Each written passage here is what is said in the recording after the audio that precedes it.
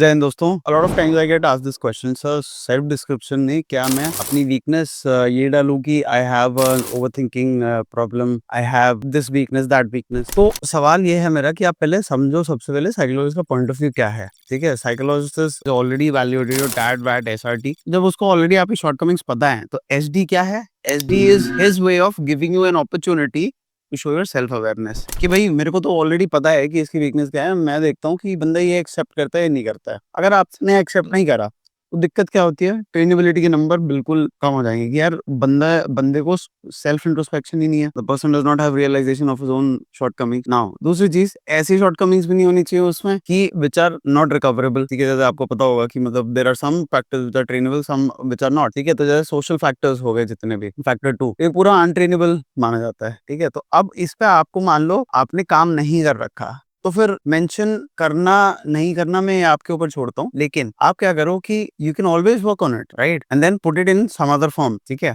आप बात समझ रहे हो? लेट्स से फॉर एग्जांपल आपकी अगर वीकनेस है that you not able to speak confidently in front of a huge crowd, when you go to the SSB this is obviously going to come out. ठीक है, या तो GTO को पता चलेगा, राइट, या तो इंटरव्यूइंग ऑफिसर को पता चलेगा, या तो फिर साइकोलॉजिस्ट को भी पता चल जाएगा। ठीक है, so I hope you understand, right. So you need to create an exception so that in the conference if they are discussing तो आपको एक एडवांटेज मिले कि अच्छा होगा। ठीक है, देखो there are 3 things when it comes to any shortcomings, right. So it is called the IAI framework, introspect, accept and improve. ठीक है, तो introspection and acceptance are the 2 steps, so it's more than half the journey already covered. Fine, improvement is slow and gradual. ठीक है, but if you even take any steps, so it is considered in your favor. आप समझ रहे हैं? तो framing जो SD की है आपको इस हिसाब से करना है। मैं मंत्रा क्या देता हूँ अपने स्टूडेंट्स को कि यार आप 4:1 का रेशियो यूज करो। ठीक, पेरेंट्स के under 4 strength 1 weakness. I hope you understand, right? And this has to be something which can be improved on, right? And don't give shallow things such as कि यार हैंडराइटिंग खराब है,